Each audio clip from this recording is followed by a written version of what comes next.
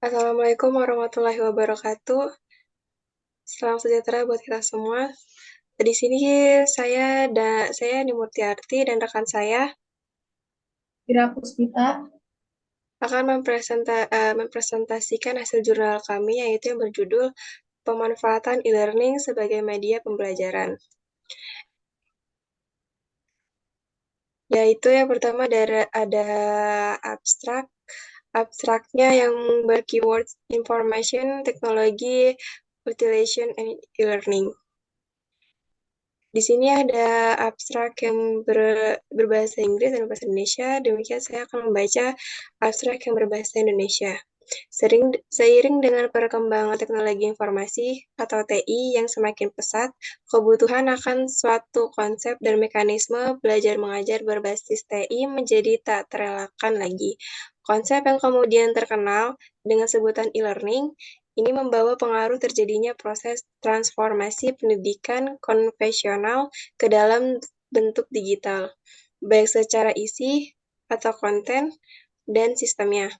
Tujuan penelitian ini adalah untuk mengetahui bagaimana pemanfaatan e-learning sebagai media pembelajaran dan faktor-faktor yang mempengaruhinya di Universitas Nusa Mandiri Tangerang, yang dikali berdasarkan karakteristik e-learning yang terdiri dari non-linearity, self-managing, feedback, feedback interactivity, multimedia learner style, just-in-time, dynamic updating, easy accessibility, and collaborative learning. Penelitian ini menggunakan desain deskriptif dengan menggunakan kuesioner sebagai instrumen penelitian. Kata kunci dari abstrak ini yaitu teknologi informasi pemanfaatan e-learning. Yang pertama ada pendahuluan. Perkembangan teknologi informasi atau TI yang sangat pesat membawa dampak yang begitu besar bagi pola hubungan antar individu, antar komunitas, bahkan antar negara atau bangsa. Perkembangan teknologi informasi Perkembangan teknologi informasi komunikasi ini telah mengubah pemikiran baru di masyarakat. Peran ilmu pengetahuan sangatlah menonjol, yang menuntut sumber daya manusia yang memiliki kemampuan dan keterampilan yang tinggi dalam mengikuti perkembangan teknologi dan informasi. Sehingga tidak terjadi ketimpangan antara perkembangan ilmu pengetahuan yang didukung perkembangan teknologi informasi dan komunikasi dengan kemampuan sumber daya manusia yang ada. Perkembangan teknologi informasi saat ini, terutama internet, mampu menghadirkan ruang-ruang interaksi virtual serta menyediakan informasi atau research dalam jumlah yang melimpah, yang bisa diakses secara cepat. Dengan demikian, berbagai aktivitas keseharian, termasuk di dalamnya aktivitas pendidikan sebenarnya bisa dilakukan dengan lebih mudah, murah, efisien, serta demokratis. Jika pada masa lalu sumber pengetahuan terpusat pada institusi pendidikan formal, maka saat ini sumber pengetahuan tersebar di berbagai lokasi yang melintasi batas-batas institusi, geografis maupun negara. Dengan demikian, seharusnya guru atau dosen tidak lagi memposisikan diri sebagai pemegang otoritas pengetahuan, namun lebih sebagai mediator yang berperan untuk memfasilitasi berlangsungnya proses belajar yang lebih partisipatif. Konsekuensi dari hal ini adalah selayaknya paradigma yang digunakan bukan lagi menekankan pada aspek teaching atau mengajar, namun lebih menitik beratkan pada proses learning atau belajar. Dalam kondisi demikian, sangat mungkin kualitas seorang siswa lebih baik dari kepandaian seorang guru atau dosen. Proses yang lebih menekankan pada learning menempatkan guru atau dosen dan siswa atau mahasiswa sebagai mitra belajar. Guru atau dosen menempatkan diri sebagai fasilitator dari siswa atau mahasiswa yang tidak berhak memaksakan pendapatnya. Siswa menempatkan dirinya sebagai aktor pembelajar aktif yang memahami kebutuhan dirinya dan mengupayakan pencapaian pemahaman akan pengetahuan secara mandiri. Dan untuk menuju ke sana, siswa atau mahasiswa bisa mengoptimalkan web, homepage, search engine, dan fasilitas-fasilitas lain yang tersedia saat ini, seperti di banyak perguruan tinggi atau kampus-kampus yang sudah memiliki fasilitas e-learning, digital library, dan sebagainya. Seiring dengan perkembangan teknologi informasi yang semakin pesat, kebutuhan akan suatu konsep dan mekanisme belajar mengajar atau pendidikan berbasis TI, teknologi informasi, menjadi tak terelakkan lagi. Konsep yang kemudian terkenal dengan sebutan learning ini membawa pengaruh terjadinya proses transformasi pendidikan konvensional ke dalam bentuk digital, baik secara isi atau konten dan sistemnya.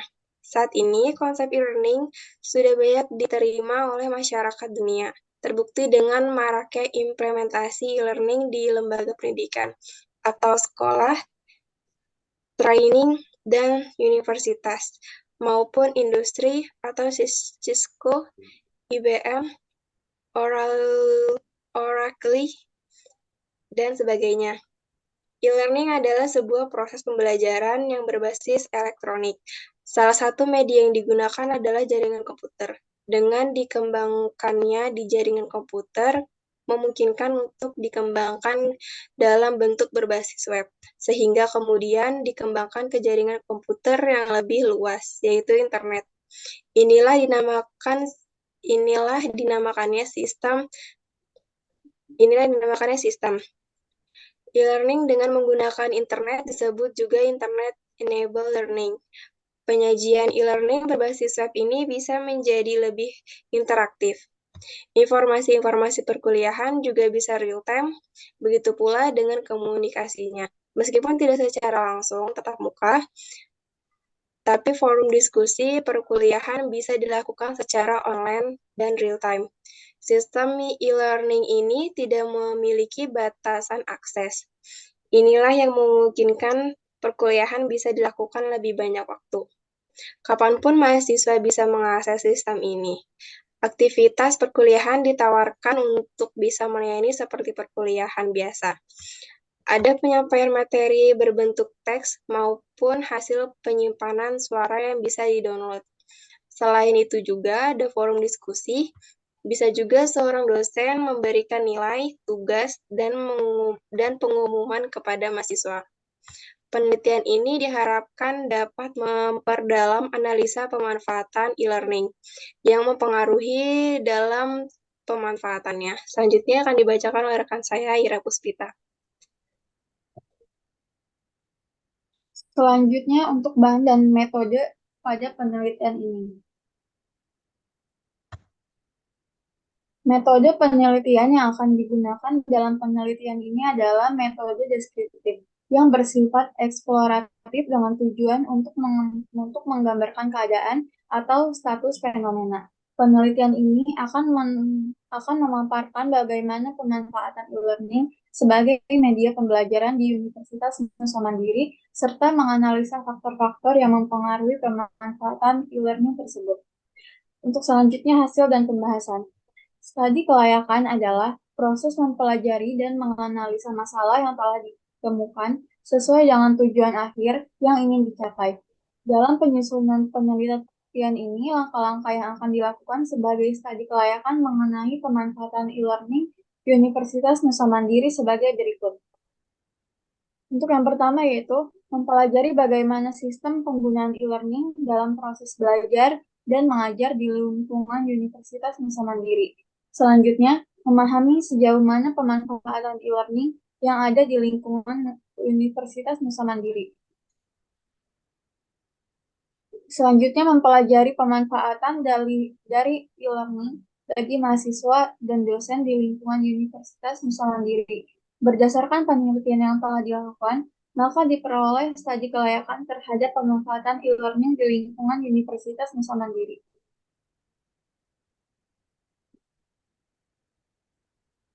Untuk selanjutnya kesimpulan pada penelitian ini. Dari hasil deskriptif data dan pembahasan yang telah dilakukan di atas, dapat disimpulkan bahwa kualitas pemanfaatan e-learning yang meliputi pengetahuan umum e-learning, frekuensi akses, dan pemanfaatannya sebagai media pembelajaran bagi dosen dan mahasiswa di Universitas Nusa Mandiri sudah cukup baik, tetapi masih perlu ditingkatkan lagi. Sistem keamanan user dan password yang digunakan guna untuk memberikan keamanan.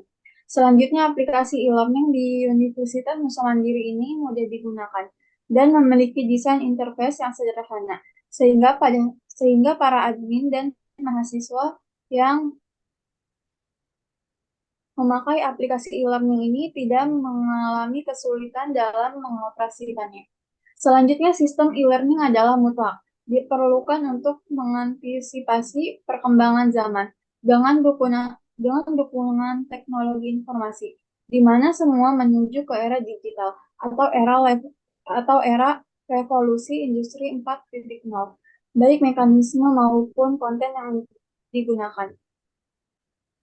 Sekian presentasi dari kelompok kami, kurang lebihnya mohon maaf. Wabillahi taufiq wal hidayah. Wassalamualaikum warahmatullahi wabarakatuh.